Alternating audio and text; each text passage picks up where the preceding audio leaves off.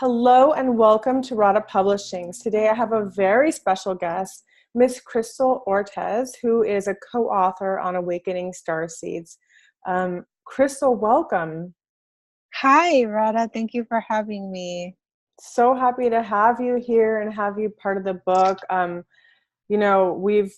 guess we followed each other on Instagram, and I've always been drawn to your posts and your energy, and it's just such an honor to have your voice and wisdom come on to Awakening Starseeds. Thank you. I still don't know what to say about that because to me, I'm just a mom. I'm just, trying to do what I need to do. And I had no idea that other people would really look at some of the things I had to say like that, especially since many of them are new and on my own journey as well. So that feels really nice. Thank you. Well, I think that's the best thing. We're all just living life, and each one of us picks up our own wisdom, and you share a lot of your wisdom. You're very generous, and I think and you're very humble, and I think that's a beautiful thing when people just share generously, like tips how to live a better life, how to be more healthy. It can make such a difference in other people's lives, and I notice those things about people. And I notice that about you. You're just generous with sharing. And I think there's something beautiful about just having an open heart. But I'd love for you to just tell us a little bit about yourself and your journey. About my journey, I would say my journey, it's been slow. But when it really like the ball really started rolling down the hill, the snowball really started going. That happened with the beginning of my divorce and separation from my now ex-husband, and he's also the father of both of my children. So after that was like, whoa. I thought that I had already experienced things in my life. I thought I had already experienced hurt and all this, but to also maintain yourself and be strong when you still have two little small children, that you can't show them that you're sad all the time, because kids aren't sad all the time. So why should they see you like that? Yeah, it's true. So it's for any mom that goes through anything like that, and especially the single moms, listen, I feel for you. I know. And if you can find that in you, to be positive for your kids, even when they get on your nerves, even when you're tired, even when you just let them eat snacks all day instead of actually cooking them food. It happens. Sometimes you just need that time for yourself to go light a candle, or go eat an apple, or sit outside, or just little simple things. Yeah. I mean, I think people probably don't understand what that's like to go through that. It's hard enough to just live without, just to live on your own, and then to have a family unit and have kids that you have to take care of, and to still be on your path and your journey. Oh my goodness. Like that's a lot. That's a lot. And so do you think your chapter is going to be about that, or? Yeah, I think that's where I'm going to start it at, because 1,500 words, I can't start from all the way when it started. So, and actually I wrote so much last night, as a matter of fact. Wow. I need to count the words, but it's like 3 notebook sheets front and back. So I'm guessing maybe that's 1,500 words. Exciting. Yeah, share it with us. I can't wait to read it, even if it's just a draft, Yeah, it's all crazy looking right now, but that's where it starts. That's the process. The process is never pretty. It's like a smorgasbord of just putting all kinds of stuff together, and then you kind of sift through it, sift for the gold, find it. It's a process to write and to express your emotions, but that's also where a lot of healing comes from, when we start to be like, okay, I'm ready to talk about this. I'm ready to look at it. I'm willing to share it.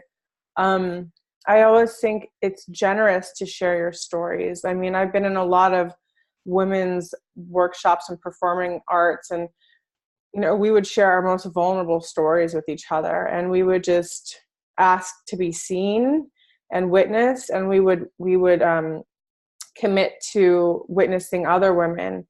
And just in that sacred container, it was so healing, and the transmutation that occurred because we were committed to showing up fully. And it's not about being pretty. Like, it's not about the pretty story. Sometimes it's the gut-wrenching story. Sometimes it's all of it.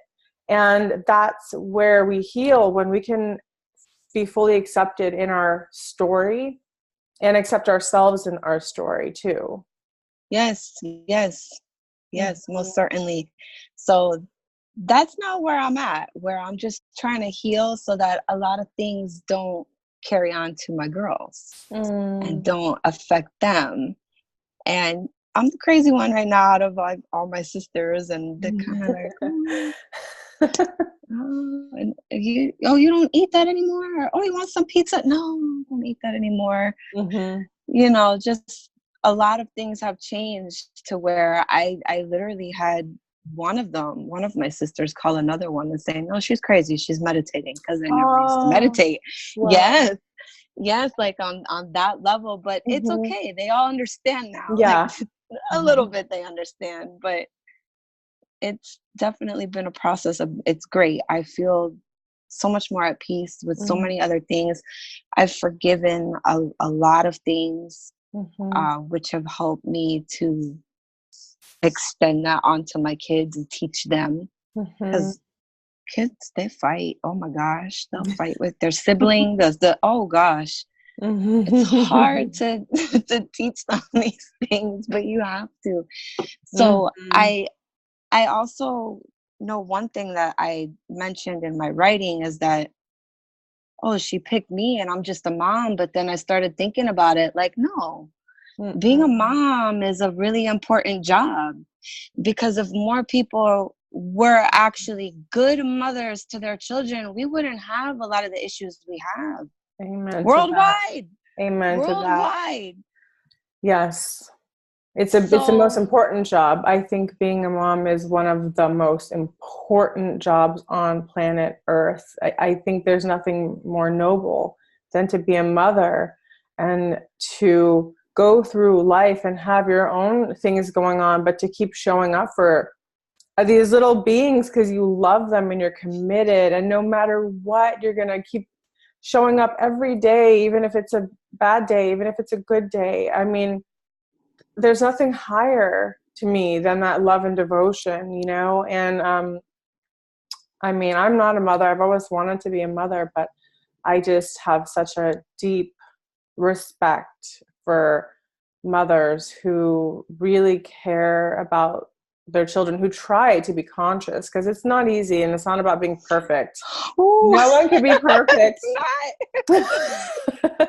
No one can be perfect. Maybe that's why I'm scared to have kids. I'm like, oh gosh, I don't. You know, I want to do a good job and make sure that, you know, they're gonna be happy, healthy kids. But no matter what, everyone's gonna get hit with some kind of experience trajectory that's challenging, and it's like, that's just inevitable. We're not here to live quote unquote perfect lives. We're here to do our best and to keep showing up, most importantly, because if we keep showing up, something shifts and changes, and we learn and we grow, and we can just, it's a process. It's a never ending process. And I think this idea of perfection needs to go out the door, because nobody gave us a manual for this life. You know, we're just figuring it out as we're going, right?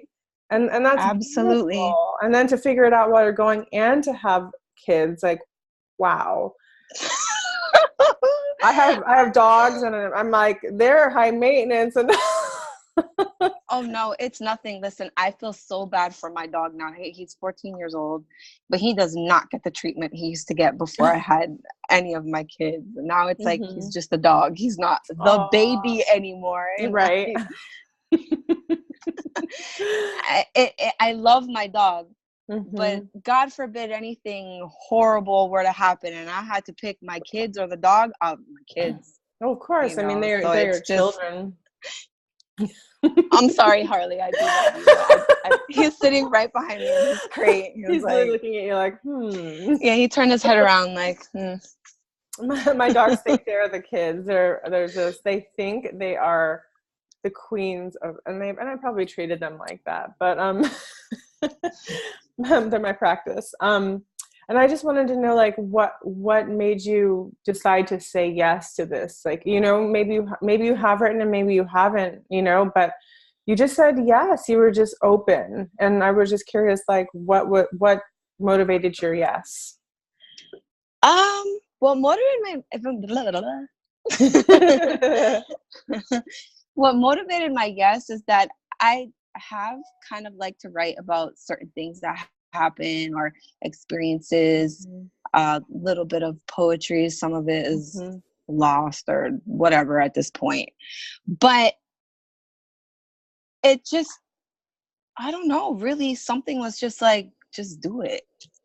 And I read the message when you first sent me a DM on Instagram, and I just kind of read it a couple times, and I was like, yeah, just some things you can't really explain. Yeah, it felt like a good thing, and it still does. Yeah, so you're really tuning in with your intuition, and I think that's so important. I guess to be a mother, you have to be so intuitive to sort of navigate and feel into everything, but trusting your gut, trusting your yes, trusting your no, that's such an important process in our life, to just say yes to things that we feel are aligned, and then to say no to things we don't feel are aligned. Both of those are valuable, because we have to say no to things too, so that we can make room for the things we say yes for.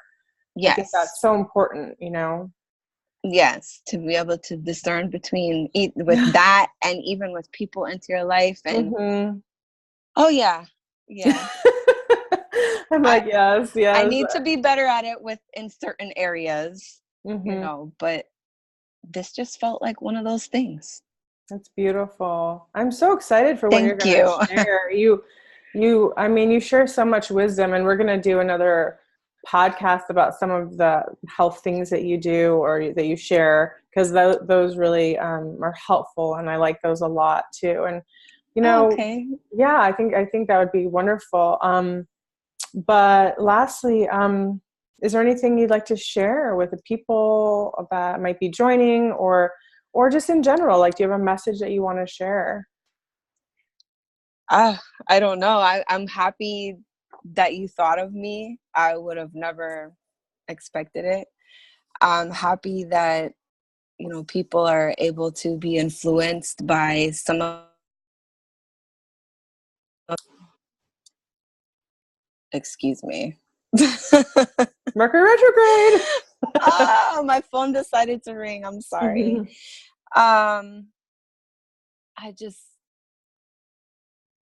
It all comes down to love your kids, love yourself. And then everything else is going to fall into place. Nothing is perfect. Just like you were saying a few moments ago, nothing is perfect. We have to let that go. If we don't let that go, we're just going to have all kind of problems, including even health issues. It's so true. Let it go. Let it go. Let it go. Let it go. Let it go and love. That's what everyone needs. It's true. We have to let it go. Let go of the resentments. Let go of the anger. Just let go, and so we can be present to the gifts and the beauty of our life. And it's not easy. It takes a really big person to let go. It takes a big person to, continue to say yes to your life, to your children, to things that inspire you. So I greatly honor you, your path, your journey, your motherhood. You are a beautiful human being, and I know that you're a great mother, and I know that your story is very inspiring, and I can't wait to read it. So thank you so much for joining us. And it's amazing how technology can connect people. Like, I don't even know how we met and just coming together, and now we're connecting like this. It's so beautiful. So Thank you for showing up and just being. Your beingness is a light in the world, and we're very honored to have you. Thank you. That was beautiful. Thank you. Thank you for having me. Yeah, and have a beautiful day. Thank you guys for joining us. And this is Crystal. I'll put her links below so you can connect with her on Instagram or any of her social media sites. So much love, and we'll look forward to having her chapter that you can read soon. Much love. Bye-bye.